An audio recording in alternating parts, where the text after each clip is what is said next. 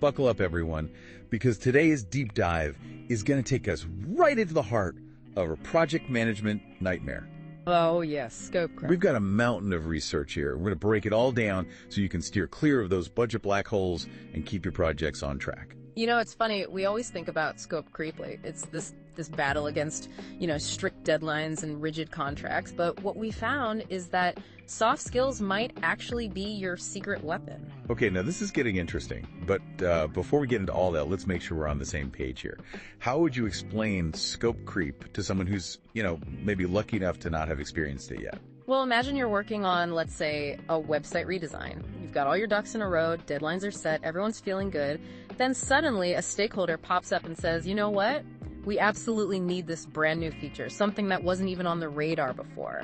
And that little addition could snowball into weeks or even months of delays.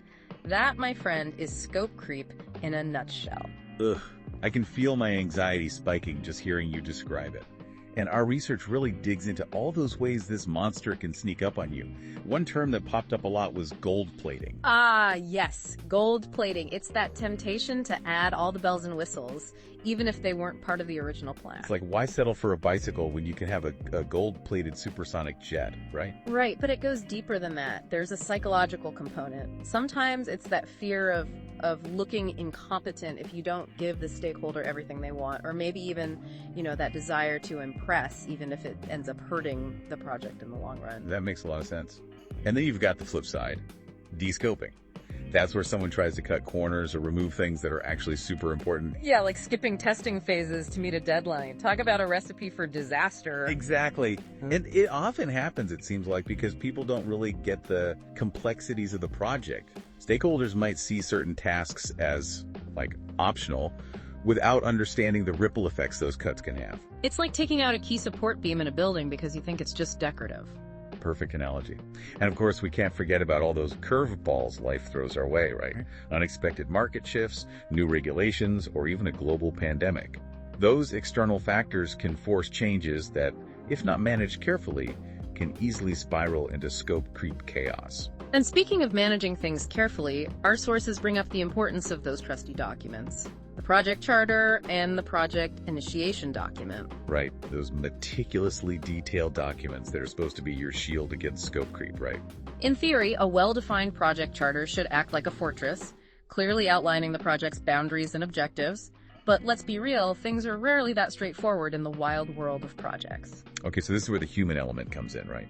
Those messy power dynamics that can throw a wrench in even the most well-planned project. Exactly. Stakeholder power. It can come in many forms. You've got the classic formal power where the big boss calls the shots. Oh yeah, we all know that one. Then there's charismatic power.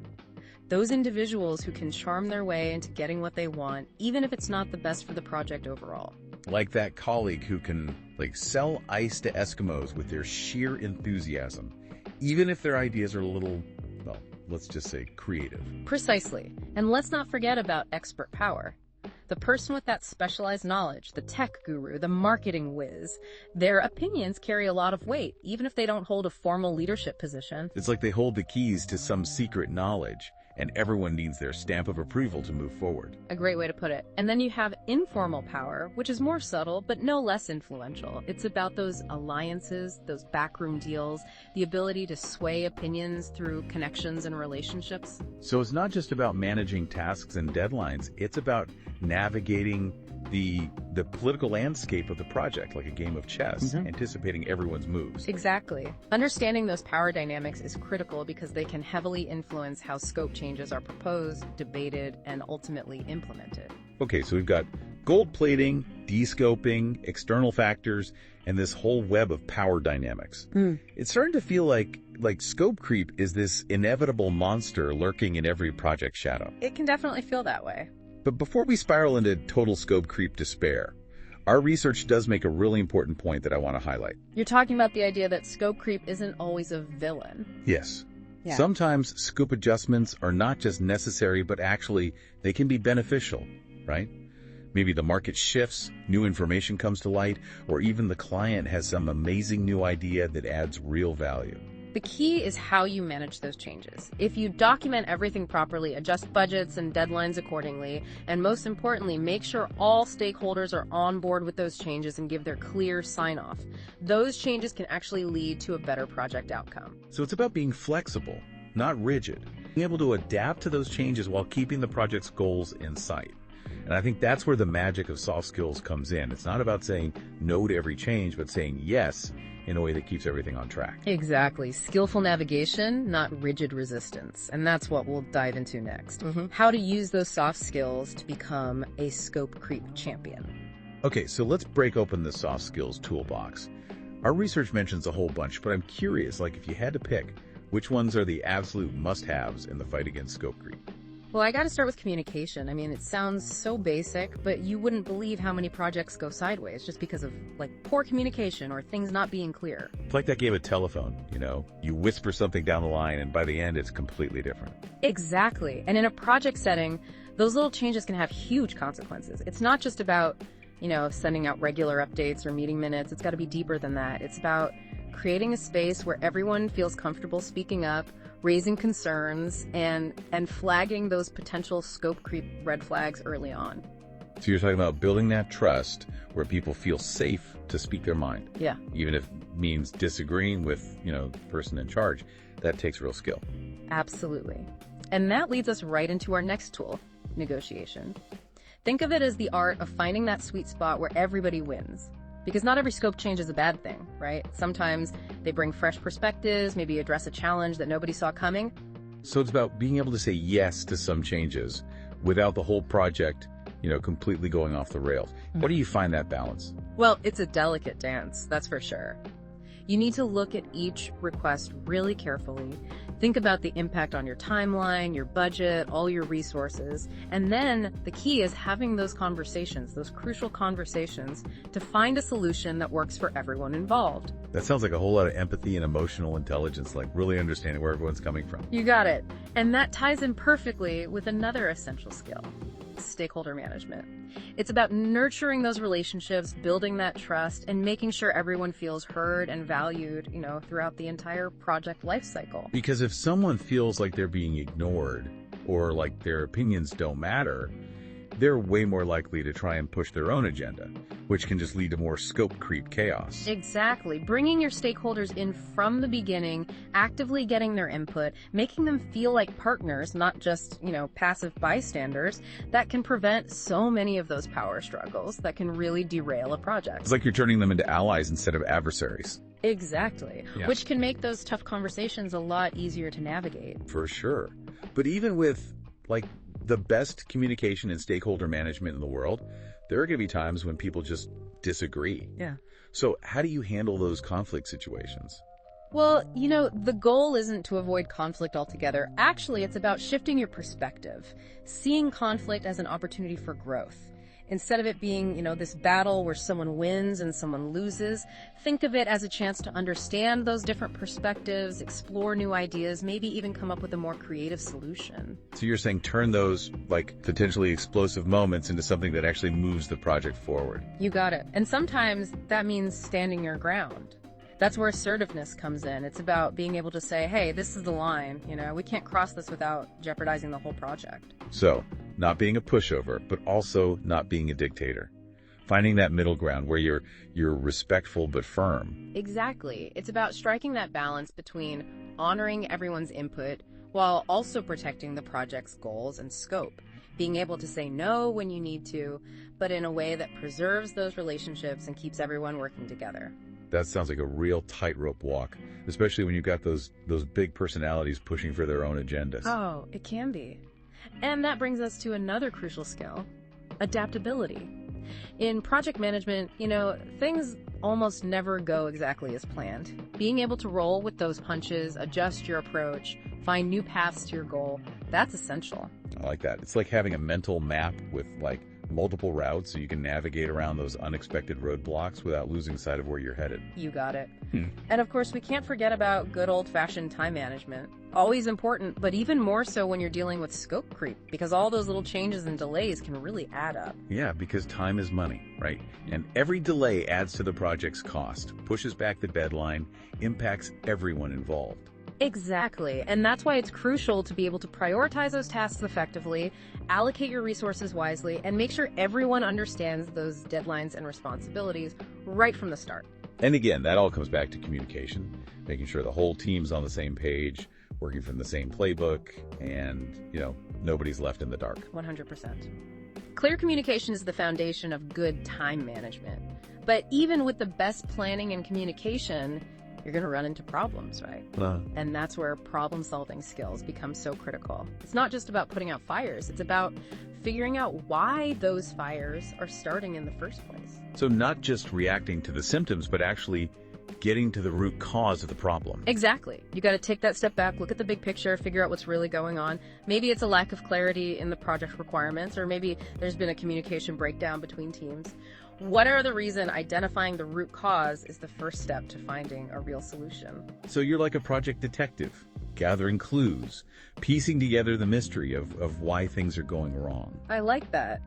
And once you've identified the culprit, you can start brainstorming solutions, coming up with strategies to prevent those same problems from popping up again in the future. I'm starting to see why our research really emphasizes the importance of strong leadership in managing all this. It sounds super complex. It can be. But a good leader, a truly effective leader, can make all the difference. They set the tone for the whole project, they inspire their team, keep everyone motivated, especially when things get a little crazy, provide that clear direction that everyone needs. So it's not just about having those, technical project management skills. It's also about those people skills, the ability to inspire, motivate, be that steady hand on the wheel guiding the ship through the storm. Great analogy. And finally, we can't forget about resilience, that inner strength that helps you weather those storms, bounce back from setbacks, and keep pushing forward, even when things get tough. Because let's be real, dealing with scope creep can be incredibly stressful.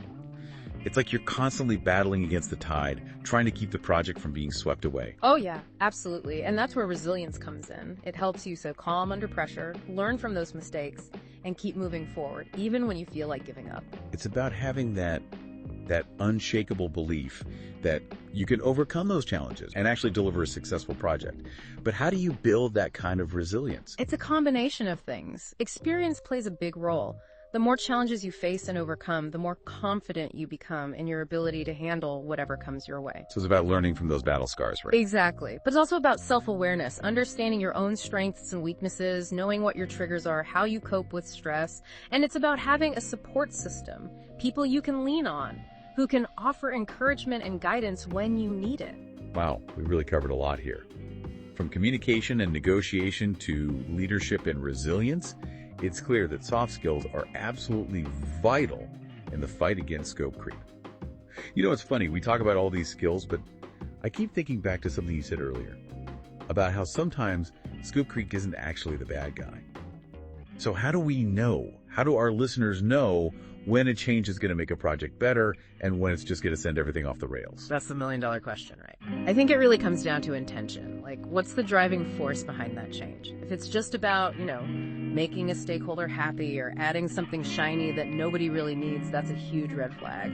But if it's about adapting to something new, making the project actually work better, adding real value to the end product, then it might be worth exploring. So being able to tell the difference between like a vanity change and a value-driven change, that's super important. But even if everyone's got the best intentions, how do you make sure those changes don't end up completely hijacking the project? And that is where those soft skills we've been talking about really become your superpower. It's about having those, sometimes difficult conversations with stakeholders, explaining what might happen if we make that change, and working together to find a solution that addresses the need without, blowing up the whole project. So even when you're saying yes to a change, it's about staying in control, making sure it fits with the big picture, and making sure everyone understands what it means for the timeline, the budget, the whole 9 yards. Absolutely. And being able to communicate all of that clearly and confidently, even when you're dealing with people who, maybe don't want to hear it.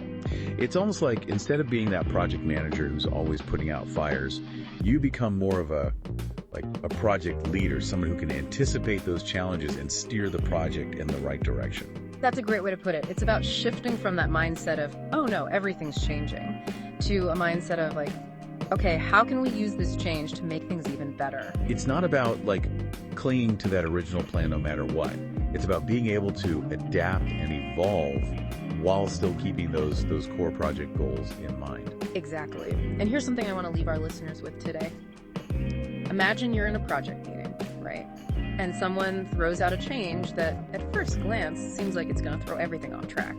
Now, thinking about all those soft skills we talked about, how would you handle that? What would you do or say to, navigate that situation, protect the project, and, keep those relationships strong?